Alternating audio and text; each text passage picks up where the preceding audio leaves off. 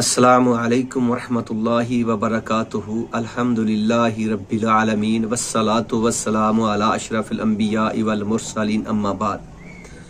میرے عزیز بھائیوں اور بہنوں، آج ہم آپ کے سامنے بنی اسرائیل کے 3 ایسے واقعات رکھیں گے کہ جو واقعات حضرت موسیٰ علیہ السلام کے ساتھ پیش آئے، وہ اتنی بڑی اذیتیں تھیں، اتنی بڑی تکلیف دہ باتیں تھیں کہ اگر کوئی عام آدمی ہوتا تو وہ پتہ نہیں کیا کرتا، یا اس قوم کے لیے کوئی نقصان کرتا یا اپنے آپ خود نقصان کرتا۔ لیکن قربان جائیں پیغمبر موسیٰ علیہ السلام پر کہ اللہ رب العالمین کے یہ جلیل القدر پیغمبر پھر بھی ان لوگوں کو دعوت حق کے لیے بلاتے رہے، اللہ رب العالمین کی طرف، وحدانیت کی طرف بلاتے رہے۔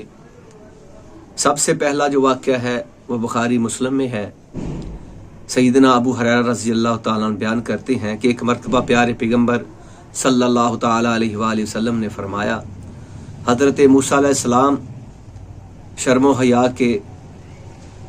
حیا کے بہت بڑے پیکر تھے، ان پر بڑا غلبہ تھا شرم و حیا کا کہ وہ اپنے برہنہ بدن پر، ننگے بدن پر کبھی کسی کی نظر نہیں پڑنے دیتے تھے۔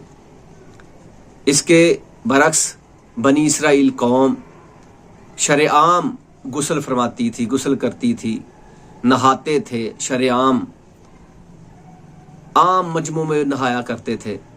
لیکن حضرت موسیٰ علیہ السلام علیحدہ اپنا غسل فرماتے، کپڑوں کی اگر تبدیلی کرنی وہ بھی علیحدہ کرتے۔ تو بنی اسرائیل قوم حضرت موسیٰ علیہ السلام پر الزام لگانے لگی کہ ان کو کوئی بیماری ہے، ان کو برس ہے، ان کو کوڑ ہے، مختلف قسم کی بیماریوں کا ذکر کرتے، اور حضرت موسیٰ علیہ السلام ان کی یہ تکلیف دہ باتیں سنتے اور اللہ سے دعائیں کرتے۔ ایک مرتبہ اللہ رب العالمین نے موسیٰ علیہ السلام نہا رہے تھے، اپنے کپڑے ایک پتھر پر رکھے اور نہا رہے تھے۔ وہ پتھر سرخہ اللہ کے حکم سے دوڑنے لگا۔ حضرت موسیٰ علیہ السلام لاٹھی پکڑ کر اس کو روکتے، او پتھر میرے کپڑے دے دو، میں پتھر میرے کپڑے۔ وہ آگے آگے بھاگتا جا رہا ہے پتھر۔ تو جہاں پر بنی اسرائیلی قوم اکٹھے نہا رہے تھے وہاں پر وہ پتھر جا کے رک گیا۔ جب ان لوگوں نے موسیٰ علیہ السلام کو دیکھا تو یہ تو صحیح ہی ہے، بالکل ٹھیک ہے، تو ان کو پھر یقین آیا۔ حضرت موسیٰ علیہ السلام نے غصے میں آ کر اس پتھر پر لاٹھیاں ماریں تو اس پتھر پر نشان پڑ گئے۔ اسی طرح ایک اور واقعہ جو تفسیر ابن کثیر اور تفسیر ابن ابی حاتم میں ہے، جو حضرت علی رضی اللہ تعالی عنہ بیان کرتے ہیں کہ ایک مرتبہ حضرت موسیٰ علیہ السلام اور ہارون علیہ السلام پہاڑ پر گئے تو وہاں پر حضرت ہارون علیہ السلام کی موت واقع ہو گئی۔ موسیٰ علیہ السلام بڑے پریشان ہوئے، وہ وہاں سے اکیلے واپس آ گئے۔ جب بنی اسرائیل نے دیکھا کہ موسیٰ علیہ السلام اکیلے ہیں، ہارون کدھر چلا گیا، تو انہوں نے حضرت موسیٰ علیہ السلام پر یہ الزام لگا دیا کہ موسیٰ علیہ السلام نے ہارون کو قتل کر دیا ہے۔ اللہ اکبر کبیرہ۔ یہ اتنا بڑا الزام تھا کہ موسیٰ علیہ السلام بڑے پریشان ہوئے، بڑے غمگین ہوئے۔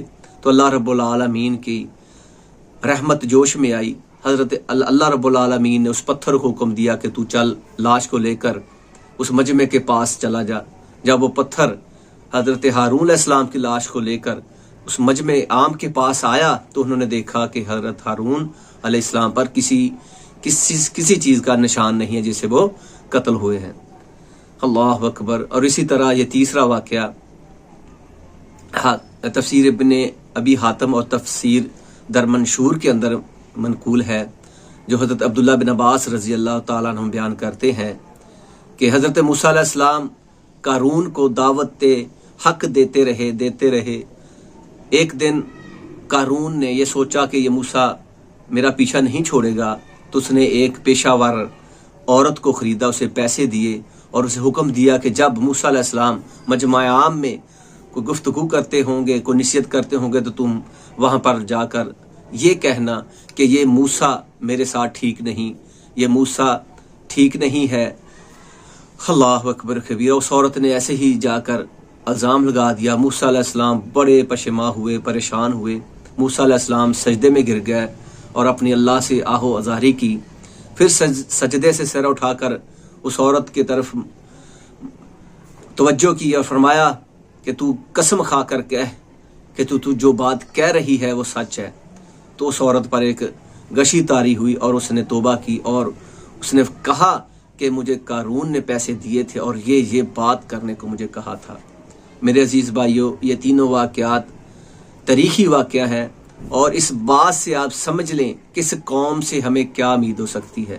یہ قوم اتنی ذلیل اخوار کہ جنہوں نے اپنے پیغمبر پر بھی اتنے درد مانا اور اذیتیں پہنچانے والے اور دل کو ہلا دینے والے الزام لگائے، اور وہ پیغمبر ان کو پھر بھی دعوت حق دیتا رہا۔ اللہ رب العالمین سے دعا ہے کہ اللہ تعالی ہمیں بھی اپنے نبیوں پیغمبروں کی طرح دعوت حق دینے کی توفیق عطا فرمائے، اور ایسی قوموں کو اللہ ہدایت دے یا نیست و نابود کر دے۔ وما علینا الا البلاغ المبین۔